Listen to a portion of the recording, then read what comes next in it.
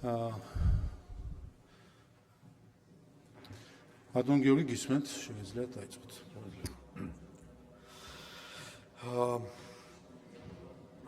ქალბატონის პრინციპში კითხვების რაღაცა ნაწილი ემთხვეოდა ერთმანეთს, განსაკუთრებით გიორგი გახარიას სისხლისამართლ საქმეებთან დაკავშირებით და შევეცდები რომ ისე გავცე პასუხები, რომ რამდენიმე კითხვაზე შესაძლოა ერთად იყოს დაკმაყოფილებული ესე თქვენი კითხვა. პირველ რიგში ქალბატონ სოფოს კითხვას ისევ გავცემ პასუხს. თქვენი კითხვა ესე იყო, რამდენმა მოქალაქემ მოგმართათ პროკურატურის ქმედებაზე. ესე იგი, როგორც პრინციპში ჩვენ მითითებულიც გვაქვს ანგარიში, რომ პროკურატურის სისტემაში სამსახურში შემოდის ძალიან ბევრი განცხადება, საჩივარი, წერილი, ასე შემდეგ 128,000-ზე მეტი არის მსგავსი შემოსული. თითოეულ სისხლისამართლის საქმეზე შესაძლოა რამდენიმე განცხადება იყოს, მაგალითად კონკრეტული რომელიმე ქმედების ესე რომ ვთქვათ, საწინააღმდეგო რაღაც გამაკრიტიკებელი და ამ შემდეგ. ხშირია სუბიექტური დამოკიდებულება რაღაც საკითხების მიმართ. რაც შეეხება ესე კონკრეტულად პროკურორის მიმართ საჩივარს, მსგავსი სტატისტიკური ანალიზი ჩვენ არ აგვაქვს, რომ დავთვალოთ, რამდენი თქვენ გაინტერესებდა ციფრი, რამდენი პროკურორის მიმართ და რამდენი საჩივარი.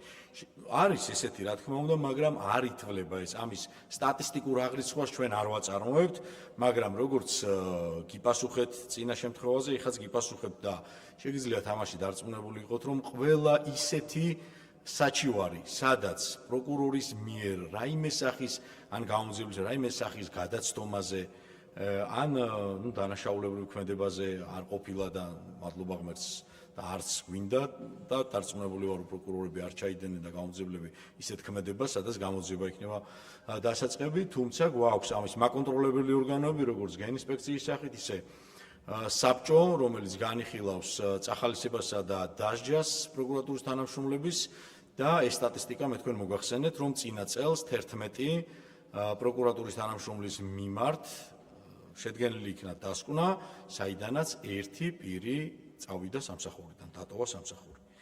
თქვენი კითხვა იყო ასევე გაუხსნელ საქმეებთან დაკავშირებით. თაროზე შემოდებული საქმის ინსტიტუტს ჩვენ არ ვიცნობთ, სიმართლე გითხრათ რა არის და მესმის ეს მოგონილი ფრაზა. ყველა საქმეს აქვს თავისი დამახასიათებელი რაღაც თვისება.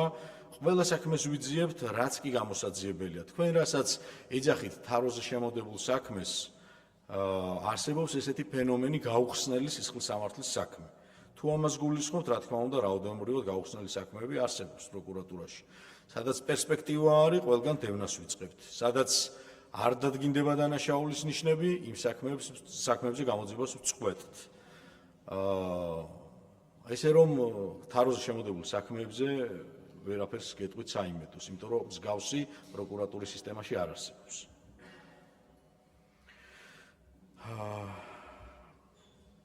ბატონ ლადოს ჰქონდა კითხვა სამართლიანობის აღდგენის დეპარტამენტთან დაკავშირებით და პრინციპში მსგავსი კითხვა, ანალოგიური კითხვა იყო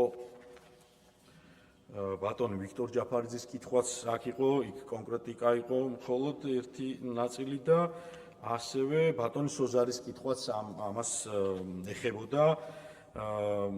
გეტყვით, რომ ეს დეპარტამენტი აქტიურად მუშაობდა და მუშაობს დღესაც, რა თქმა უნდა. თუმცა შედარებითია, რა თქმა უნდა, ყველაფერი გამომდინარე იქედან, რომ თავდაპირველად საქმის, ესე რომ ვთქვათ, დიდი ნაწილი გაკეთდა პირველ წლებში და დღეს იმდენი და ისეთი ხელშესახების სტატისტიკა არ აქვს.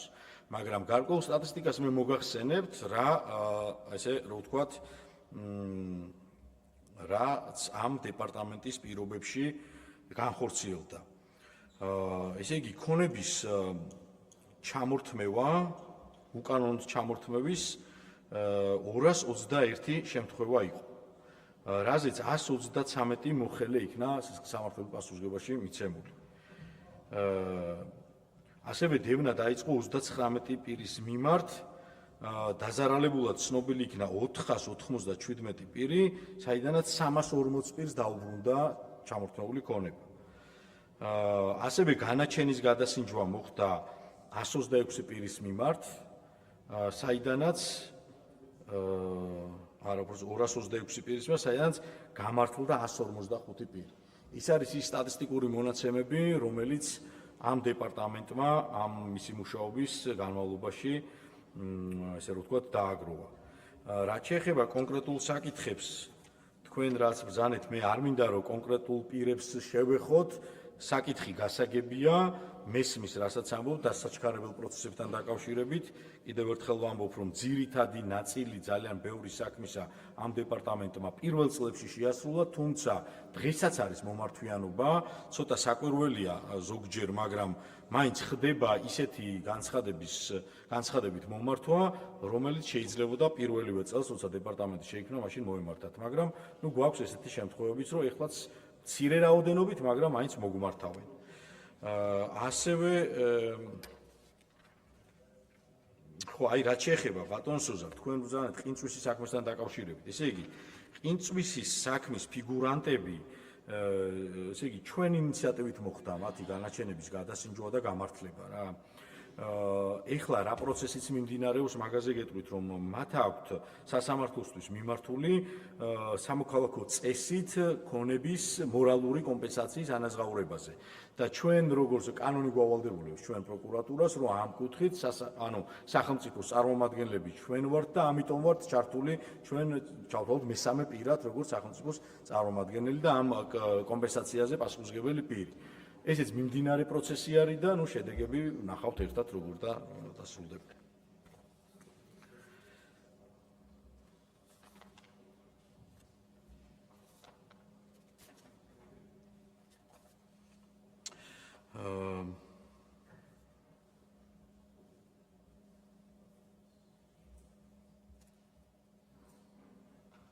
ბატონი გიგას კითხვები იყო, ბატონო გიგა. ესე იგი, თქვენ დამიკონკრეტეთ მე რომ მე ვთვლი თუ არა, დაირღვა თუ არა ადამიანის უფლებები იმ აქციებზე, ხო? აი ესე მივხვდი მე.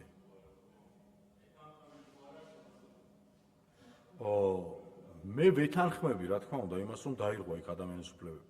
ამას რომ არ ვეთანხმებოდეთ და რომ არ იყოს ეგ ესე რომ ვთქვათ აღიარებული ფაქტი ჩვენს მიერ, ჩვენ არც სამართლის პასუხისმგებლობაში არ ვიცოდით პირებს.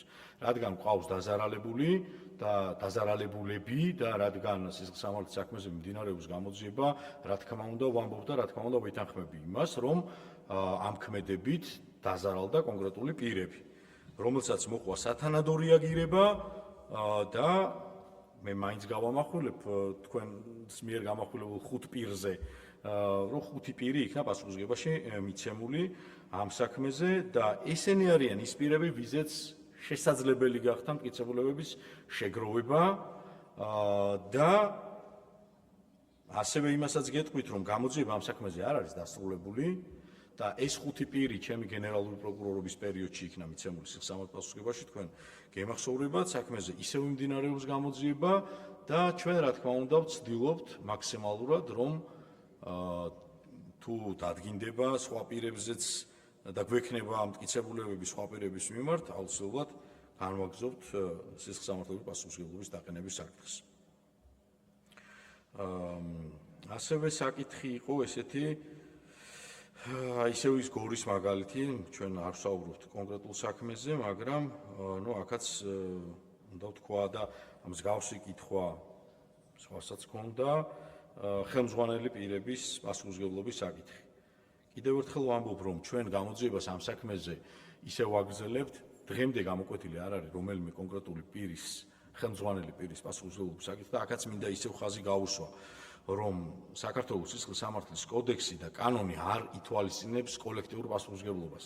სისხლის სამართლის პასუხისმგებლობა არის ინდივიდუალური და იმ პირების მიმართ, ვიზეც ჩვენს მიერ შეგროვებული იქნა მტკიცებულებები, მიეცნენ სისხლის სამართლის პასუხისმგებლობაში და დაწყებული იქნა დევნა, ხოლო მარტო იმის გამო, რომ უფროსი არსებობს და მის დაქვემდებარებაში მყოფმა პირებმა გარკვეული კატეგორიის დანაშაული ჩაიდინეს, ეს არ ნიშნავს, რომ ხელმძღვანელი პირი პასუხისმგებაში უნდა მიეცეს, იმიტომ რომ მანაც უნდა ჩაიდინოს დანაშაული, ან ჩვენ უნდა დავადგინოთ, რომ ჩაიდინა დანაშაული. ასევე იყო, ჩორჩანას საკითხთან დაკავშირებული, ძალიან ბევრი კითხვა იყო ამ საქმეზე და მე მგონი ერთად ჯობს რომ გაგცეთ პასუხი. მოკლედ, როგორც მოგეხსენებათ, გახარიას პრინციპი, მაგრამ ესე გამომდის ახლა, რომ ბრალდება უნდა წავიკითხო, რაც ამ ადამიანმა ჩაიდინა, მაგრამ მივცემ თავისუფლებას, რომ ორი სიტყვით გეტყვით. გახარია იყო სახელმწიფო პოლიტიკური თანამდებობის პირი, ყველა მიცით და მის მიერ ჩადენილი იქნა სამსახურებრივი უფლებამოსილების გადამეტება.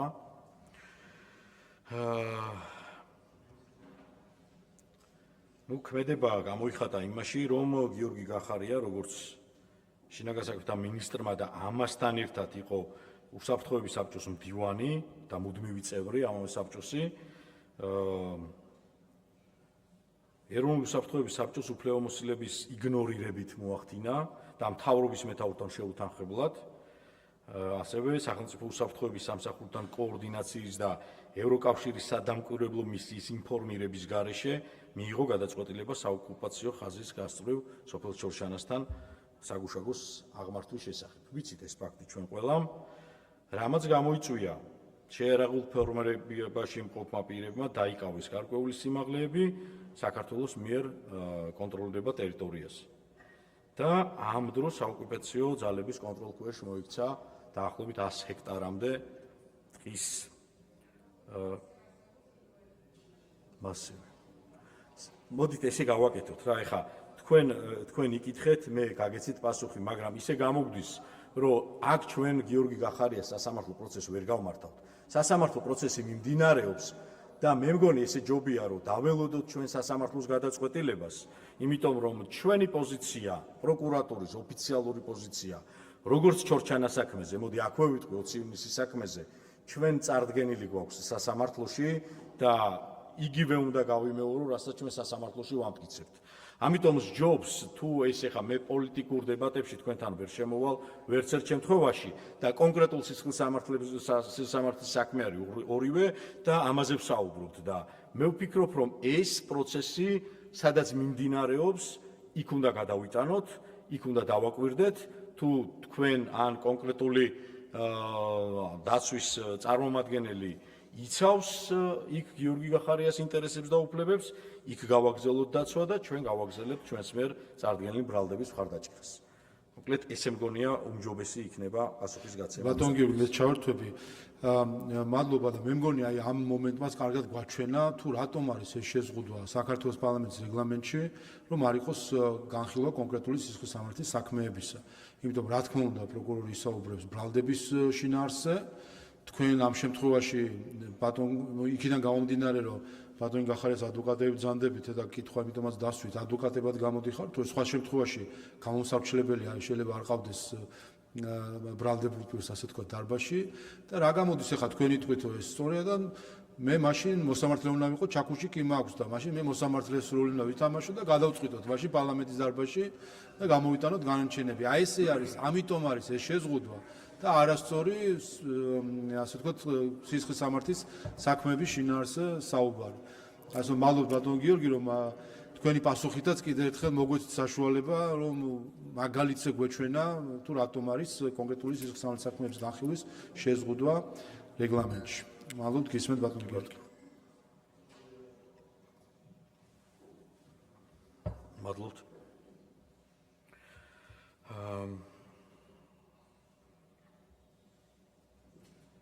ხო, რაც შეეხება აქ იყო დასმული ასევე ესეთი კითხვა, ქალბატონ ქეთევანის კითხვა იყო, აი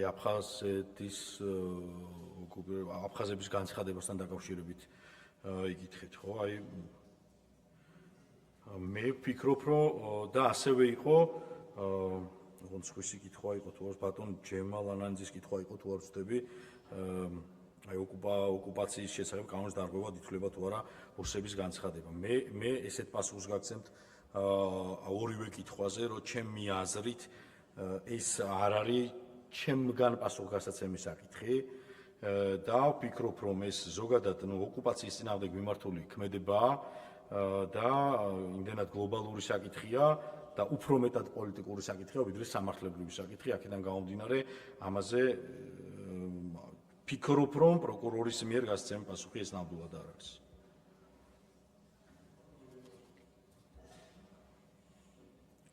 ჩორჩანას საქმეზე და პრინციპში უცივნისზე მე მეტ კომენტარს არ გავაკეთებ.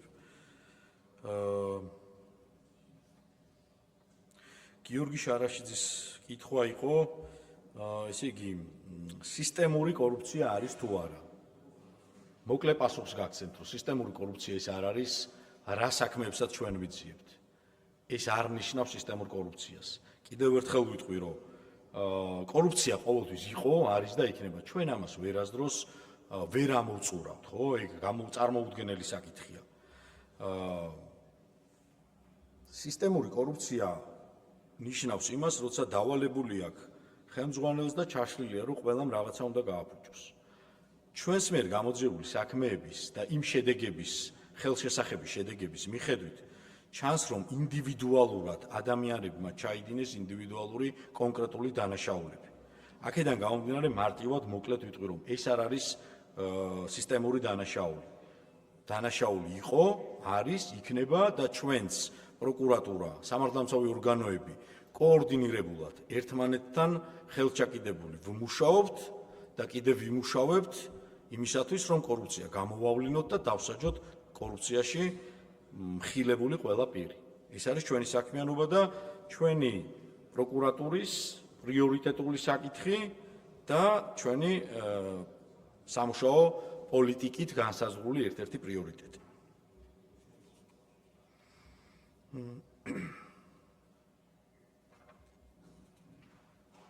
აი მერიასთან დაკავშირებითაც იგივე პასუხი უნდა გაგცეთ, რომ ინდივიდუალური არის რა, სამართლებრივი დევნა, სამართლებრივი პასუხისმგებლობა არის ინდივიდუალური, ეს არ არის კოლექტიური და იმ თანამდებობის პირს ვერც საქმეს გამოვიძიებთ და ვერც დავსჯით, ვისაც დანაშაული ჩადენილი არ აქვს. მაგრამ კიდევ ერთხელ ვამბობ რა, თქვენ და მე მგონი ყველამ დაინახა ის, რომ არც ერთი ესე რომ ვთქვათ თანამდებობის პირის თუ ავტორიტეტული ადამიანის მიერ ჩადენილ დანაშაულზე ჩვენ უკან არ დაგვიხევია და არ ვაპირებთ, რომ უკან დავიხიოთ. სადაც დანაშაული იქნება და სადაც შევძლებს, რომ მტკიცებულებები მოვიპოვოთ, ჩათვალეთ, რომ ყველაზე გვექნება აბსოლუტურად რეაგირება.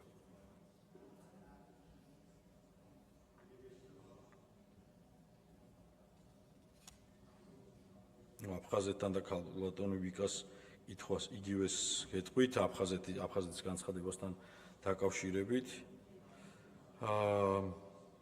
ასევე ქალბატონი ვიკას კითხვა იყო, არის თუ არა ორმაგი სტანდარტი, სადაც შედარებული იყო ერთმანეთთან გორის შემთხვევა და 20 ივნისის შემთხვევა. აქაც გეტყვით ესეთ რამეს, რომ განსხვავება იმაში მდგომარეობს ამ ორ შემთხვევაში. გიორგი გახარიამ მიიღო გადაწყვეტილება და დაავალა კონკრეტულ პირებს კონკრეტული ქმედების განხორციელება. რამაც გამოიწვია ის შედეგები, რაც დადგა. ხოლო გორის ფაქტთან დაკავშირებით ჩვენ არ გვაქვს არანაირი მტკიცებულება, რომ ხელმძღვანელის დავალებით ვინმეს სცემდა ან რაიმე, ესე რომ ვთქვათ, დანაშაულის ჩადენას აიძულებდა.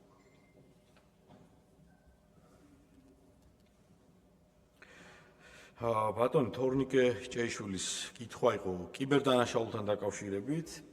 რაც შეეხება კიბერდანაშაულს და რა ნაბიჯებს დგამთ და რას ვგეგმავთ, ამასთან დაკავშირებით გეტყვით, რომ შეგვიძლია ვთქვათ, რომ ჩვენ მზად ვართ იმ გამოწვევებისთვის, რა გამოწვევებიც დღეს გვიდგას ამ კატეგორიის საქმეების გამოსაძიებლად. გამომდინარე იქედან, რომ ჩვენ გვაქვს სპეციალიზებული სამმართველო, კიბერდანაშაულის გამოძიების სამმართველო გვაქვს შექმნილი გენერალური პროკურატურის სისტემაში, რომელიც დაკომპლექტებულია გადამზადებული და სპეციალური განათლება მიღებული პროკურორებით და გაუმძიებლებით.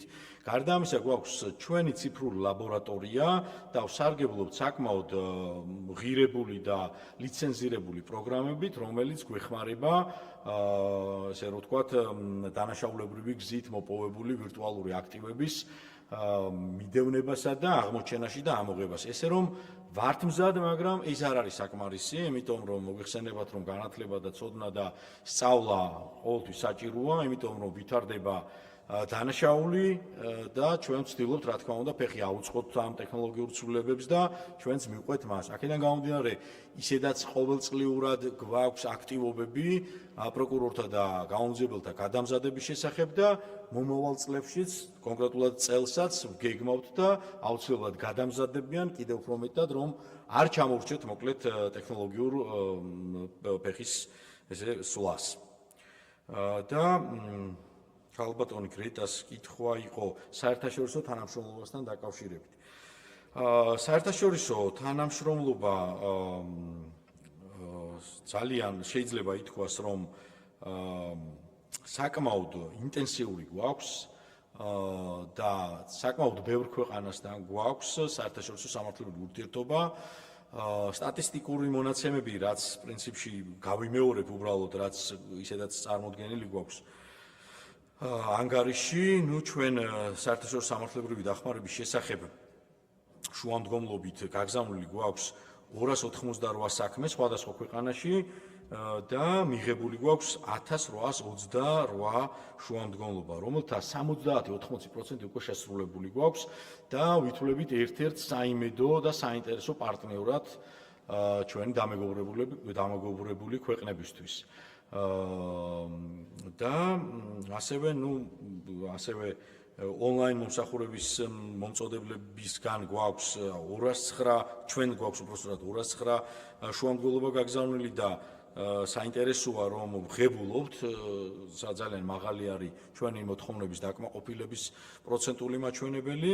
დანარჩენი რაც შეეხება სამუშაო შეხვედრები გვაქვს როგორც აქ ადგილობრივ დიპლომატიურ წარმომადგენლებთან, ისე ჩამოდიან სტუმრები, გქონდა ვიზიტები ჩვენც საზღვარგარეთ და ვცდილობთ რომ გავაფართოვოთ ქვეყნების ჩამონათვალი და წრე, ვისთანაც კიდევ გავაფორმებთ როგორც საერთაშორისო თანამშრომლობის შესახებ, ისე ექსტრადიციის შესახებ ხელშეკრულებებს. შარშან კატართან დასრულდა მოლაპარაკება ამ ხელშეკრულების გაფორმების შესახებ და პრაქტიკულად დარჩენილი არის მისი ხელმოწერის და რატიფიცირების საკითხი, ხოლო საუდის არაბეთთან გავაფორმეთ შარშან ასევე მემორანდუმი ურთიერთთანამშრომლობის შესახებ.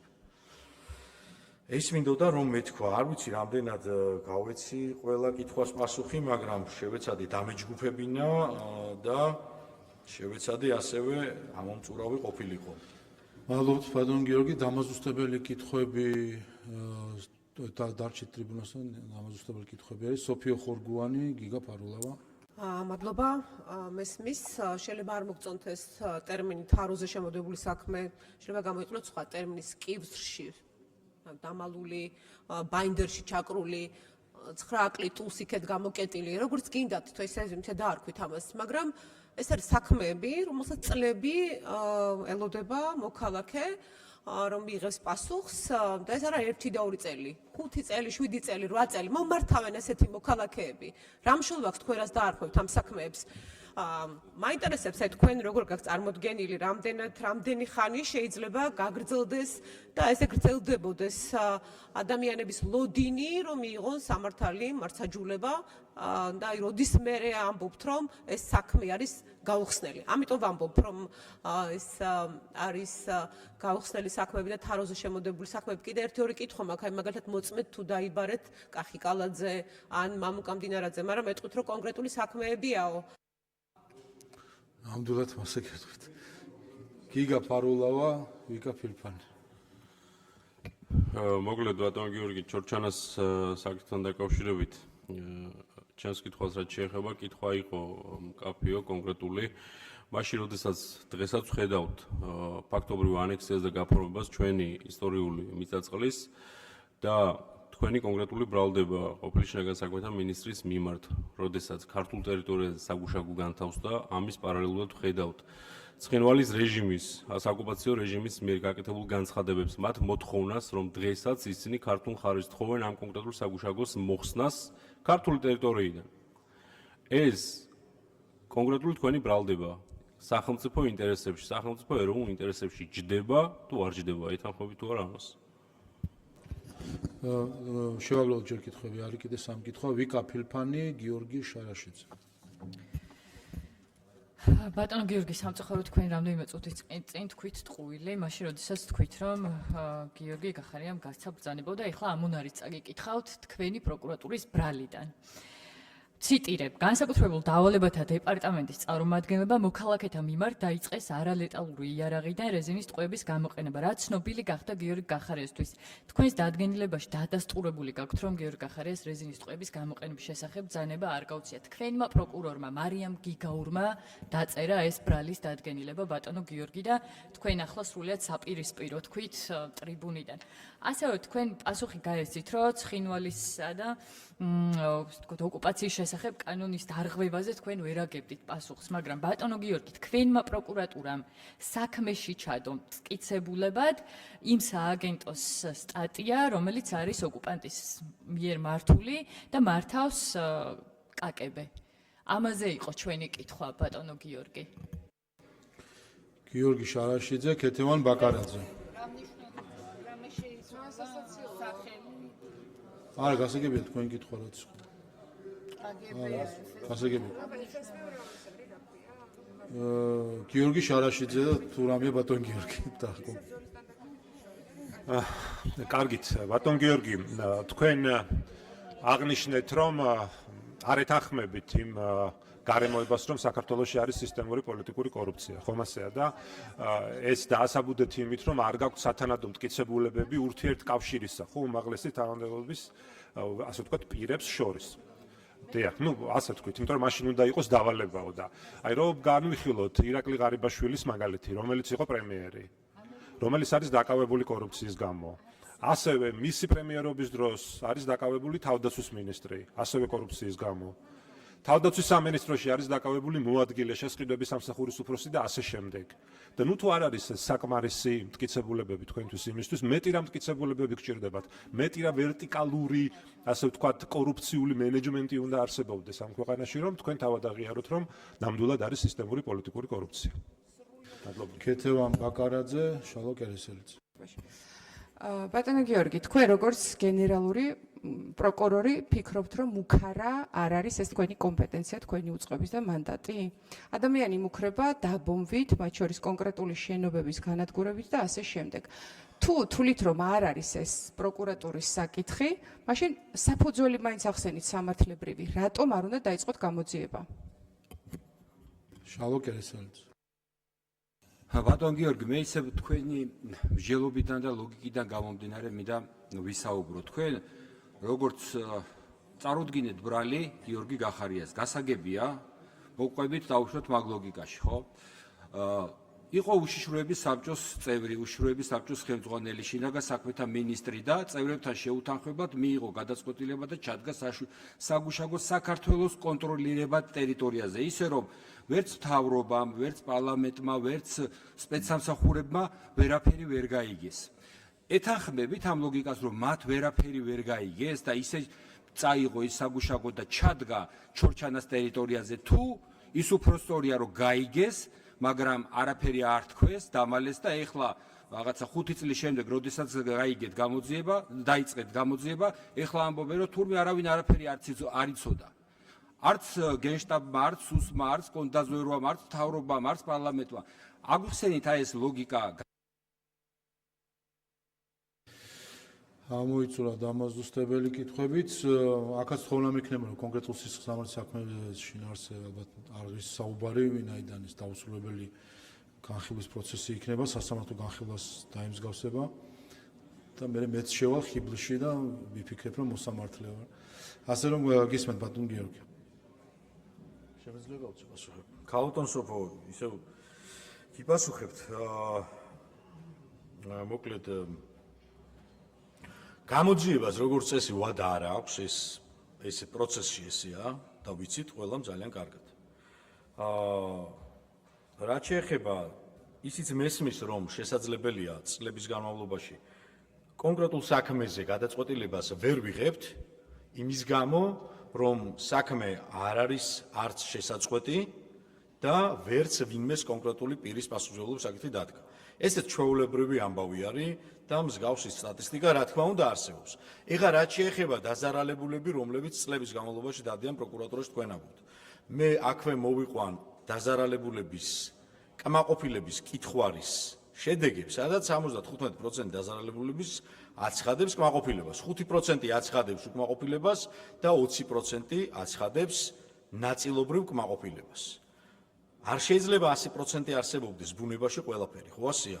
არსებობს გაუხსნელი საქმეები და გაუხსნელი საქმე როდის შეიძლება რომ შეწყდეს, ეგეთი პრაქტიკა არის თუ ხანდაზმულობის ვადა გაუვა სისხლის სამართლის საქმეზე, ბრალეულობის ხანდაზმულობის ვადა გავა და მანამდე ვერ მოხდება სისხლის სამართლის საქმეზე გადაწყვეტილების მიღება, ბრალის წარდგენა ვინმეს მიმართ, ის საქმე ხანდაზმულობის ვადის გასვლის გამო შეწყდება.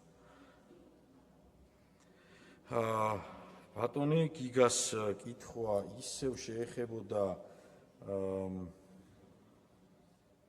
ვერ მოასწარი ჩანიშნო გახარიასზე არა გახარიას საკითხზე არ იყო მე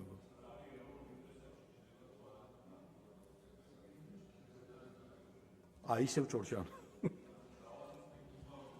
გასაგებია მესმის მაგრამ იგივე პასუხი უნდა გაგცეთ თქვენც და იგივე პასუხი უნდა გავცე ბატონ შალვას რა რომ აი განხილვაში უნდა შევიდეთ და არ გამოვა ეგრე მართლა არ გამოვა არც იქნება სწორი არც იქნება და ამის განხილვაში ჩვენ რო შევიდეთ შეიძლება დღეს საერთოდ ვერ დავამთავრო ვერ დავასრულოთ ჩვენ დღევანდელი შეხვედრა და ამიტომ ჯობს ისევ გადავინაცვლოთ ამ საკითხებზე სასამართლოს დაველოდოთ სასამართლოს ისევ ვიმეორებთ თქვენ დაიცავით ჩვენ ბრალდებას დაუჭერთ ხარს და საბოლოო გადაწყვეტილებას მიიღებს სასამართლო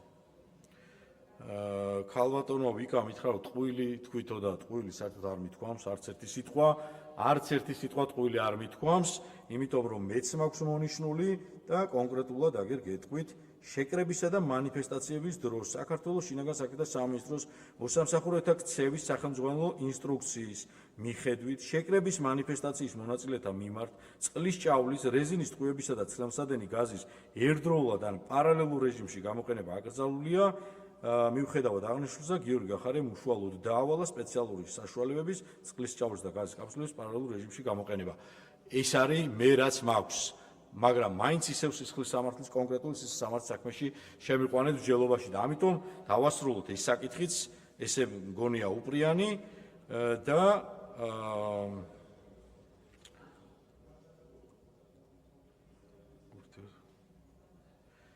კეთევან ქალბატონ კეთევანის კითხვა იყო მუქარა ეს გასაგები მე მაინც ვთვლი რომ ეს პოლიტიკური საკითხია და მე მაინც ვთვლი და ესე მიმაჩნია რომ სიმართლე გითხრათ ამ განცხადების შესახებ მე ამ დარბაზში გავიგე მე საკითხული არ მქონდა და მე ამის შესახებ არ ვიცოდი მართლა გეუბნებით მაგრამ გავეცანი ხა შესვენების დროს და მე მიმაჩნია რომ ეს უფრო პოლიტიკური საკითხია ვიდრე სისხლის სამართლის წესით დასაცავი სიკეთე ბატონო აი მაგას ამდენსაც საქართველოს ემუქრებიან არ უნდა აღიძრას აი მუქრებიან ამდენსაც საქართველოს ეს არის განსახილველი შესასწავლია ვისი განცხადება რას წარმოადგენს რამდენად უნდა გავერკვიოთ საერთოდ ვინ არის და რა ფორმით და რა საშუალებით მუქარა უნდა იყოს რეალური მოდი თუ ეხა დანაშაული ერთი წუთით ერთი რამეა რა შეხედეთ თუ ყველა ვარიანტში უნდა შევიდეთ მაშინ კვალიფიკაციის საკითხებში რა თუ თქვენ ამბობთ მუქარა უნდა იყოს რეალური და უნდა იყოს რეალურად საფრთხის შემცველი ჩვენ განვიხილავთ გავერკვევით და მივიღებთ შესაბამის გადაწყვეტილებას მადლობთ ამით კითხვა-პასუხის რეჟიმი ამოიწურა ბატონ გიორგი შეგიძლიათ დავბრძანდეთ კი ბატონო ქალბატონ კეთევანს მეც უპასუხებ რომ რაც საქართველოს მუქარებს იღებს არაერთი 10 წლეული არის მათ შორის ოკუპაციიდან გამომდინარე მაშინ თქვენ წარმოედგინეთ ახლა რამდენი